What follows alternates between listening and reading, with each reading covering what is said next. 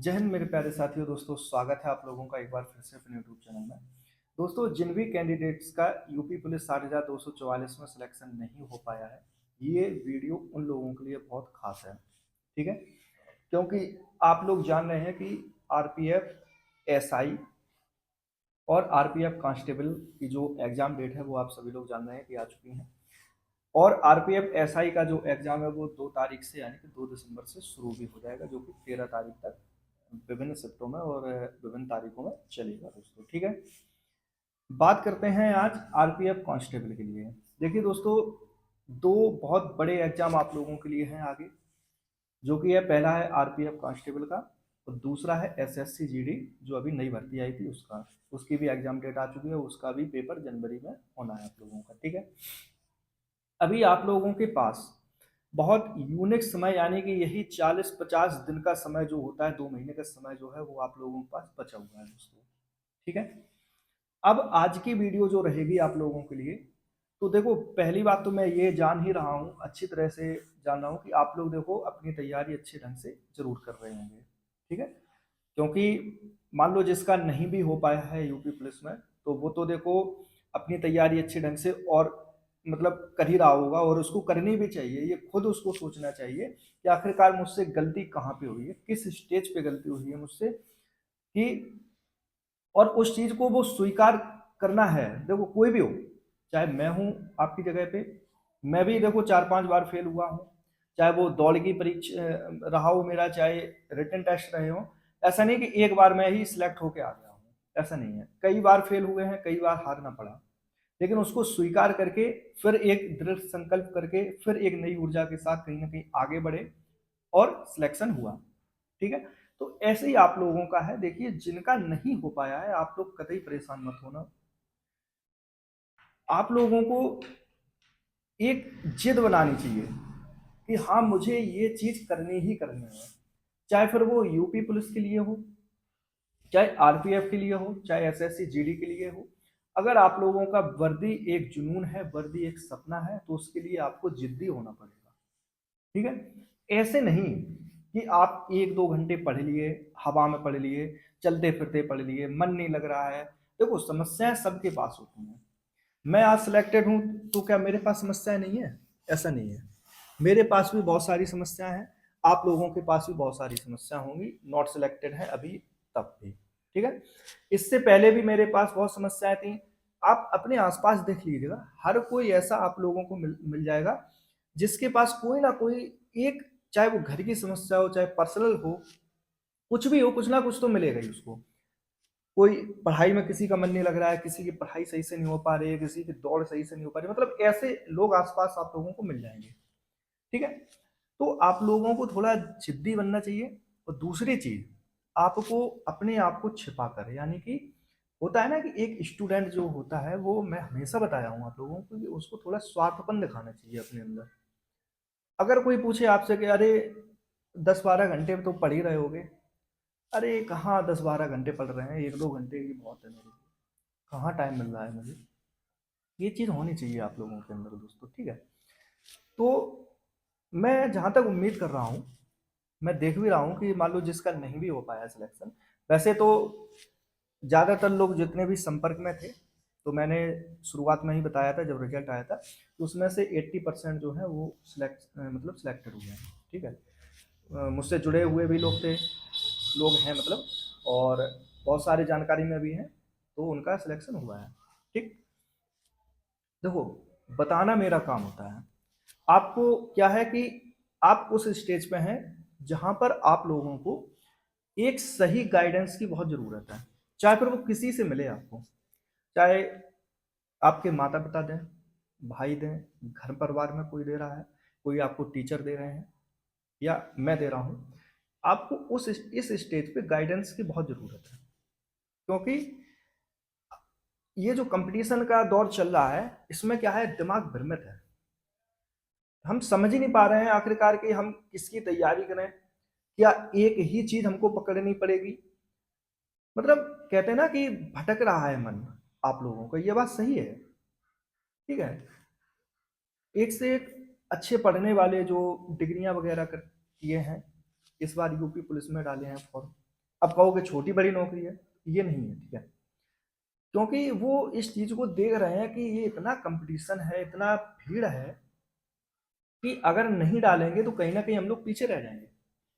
ठीक है, तो आप लोगों को क्या है कि थोड़ी स्ट्रेटजी अपनी सही अपनानी पड़ेगी दोस्तों। ठीक है, जैसा कि आज की वीडियो के माध्यम से अगर मैं बात करूं, तो वो सबसे पहली जो बात रहेगी वो ये है कि आपको आखिरकार मैथ कैसे कंप्लीट करना है, क्योंकि सबसे ज़्यादा जो समस्या रहेगी वो मैथ में रहेगी।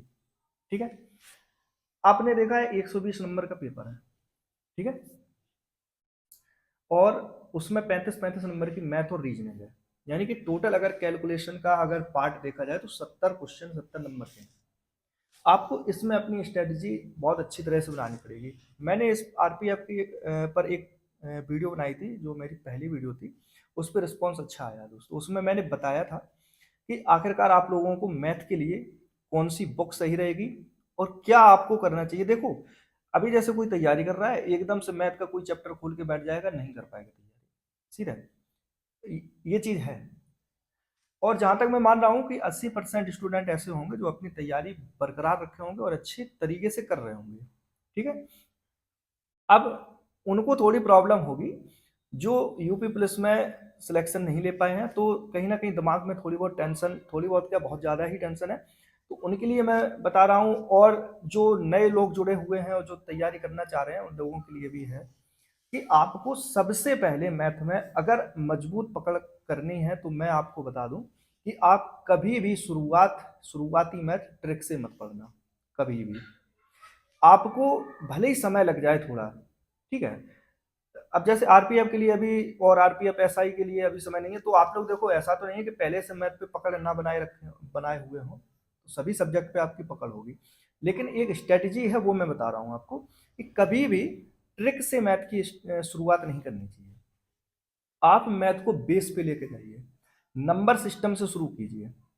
बहुत सारी प्ले लिस्ट होंगी, मतलब हैं, जैसे कि आप लोग टीचर लोगों से पढ़ रहे हैं, ऑनलाइन क्लासेस ले रहे हैं, तो उसमें प्ले लिस्ट ढूंढिए, बैच ढूंढिए, बहुत सस्ते बैच मिल जाते हैं, ऐसा नहीं है। अब देखो, मैं टीचर तो हूँ नहीं कि आप लोगों को कुछ चीज़ें पढ़ा दूंगा कि, लेकिन हाँ, ये जरूर है कि अभी आगे आने वाले समय में कुछ दिनों में मैं कुछ प्लेलिस्ट जैसे कि होती हैं, और जो सिलेबस होते हैं कि कौन से सिलेबस आपको लेने चाहिए, वो जरूर मैं बताऊंगा। तो जो टीचर लोग हैं, जो ऑनलाइन आप लोग कहीं भी पढ़ रहे हो किसी भी चैनल पे, तो उनका प्लेलिस्ट देखिएगा, ठीक है, उनके बैच देखिएगा। और मजबूत पकड़ अगर करनी है, बेस मजबूत करना है, तो नंबर सिस्टम से जितनी भी वीडियोज हैं आप उस पर अपना टाइम देना शुरू कर दो।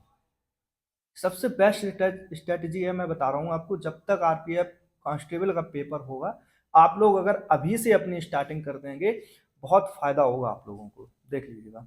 बस बेस मजबूत लेके चलना है, यानी कि दोनों तरीके से लेके चलो। मैं ये भी कह रहा हूँ, बेस पे भी लेके चलो क्वेश्चन को, बेस से ही ट्रैक निकलती है दोस्तों, फिर ट्रैक पे लेके मतलब ट्रैक पे लगाओ, कैलकुलेशन माइंड में करना सीखो दोस्तों। ठीक है, ये चीज आप लोगों को अपनानी अपनानी पड़ेगी दोस्तों। ठीक है, अब ऐसा नहीं है कि कुछ लोग इसमें नेगेटिव कमेंट भी कर देंगे कि आपका कैसा मैथ था। देखिए, मेरा जो मैथ था वो मेरे हिसाब से बहुत सही था। मैंने पूरे 19 में से 18 क्वेश्चन मेरे यूपी प्लस में सही थे, और भी जितने भी एग्जाम दिए हैं मैथ में परफॉर्मेंस मेरा अच्छा रहता था। ठीक है, अब फिलहाल अभी तैयारी वगैरह, जैसे मान लो अगर जैसे नहीं कर रहा हूं तो चीजें भूल भी जाते हैं, ऐसा नहीं है।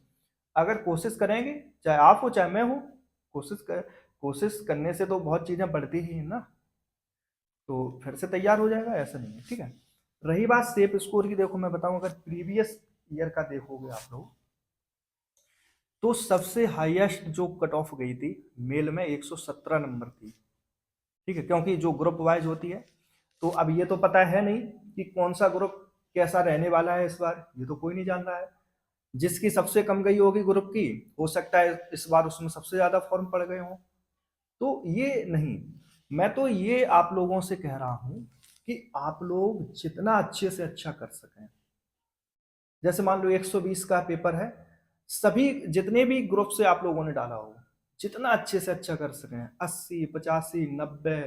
अब मैक्सिमम तो देख ही लिए हैं आप लोग पिछली बार कि 117 मैक्सिमम थी, तो अब सोचो 117 कितना कठिन, मैं तो समझ ही रहा हूँ, आप लोग भी जान रहे हो कि 117 नंबर लाना है 120 में कितनी, मतलब बहुत अच्छे लेवल की उसकी पढ़ाई होगी तभी बुलाया होगा। तो मैं तो कह रहा हूँ कि आप लोग जितना अच्छे से अच्छा कर सकें वही सेफ स्कोर है आपका। मैं ये बिल्कुल नहीं कहूँगा कि 20 नंबर लाओ, 30 नंबर लाओ, 50 नंबर लाओ, 60 नंबर लाओ, बिल्कुल नहीं कहूँगा, क्योंकि इस बार यूपी पुलिस ने सबको चौंका दिया है, सब देख ही रहे हैं आप लोग। पिछली बार की जो कट ऑफ थी उससे कोई मतलब ही नहीं रह गया है, सीधी बात है। तो ऐसे ही मैं आपको सलाह ये दूंगा कि जितनी आप में क्षमता हो, जितने आप अच्छे से अच्छा सेफ स्कोर कर सकें उतना करिएगा, चाहे वो मेल हो तो चाहे फीमेल हो, मैं ये कह दे रहा हूँ आपको।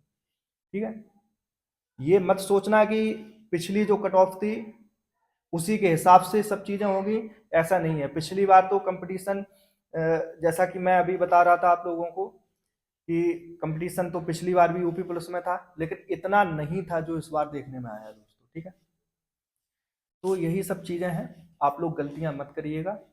अगर आपका वर्दी एक सपना है, वर्दी एक जुनून है, तो उसको जरूर पूरा करिएगा।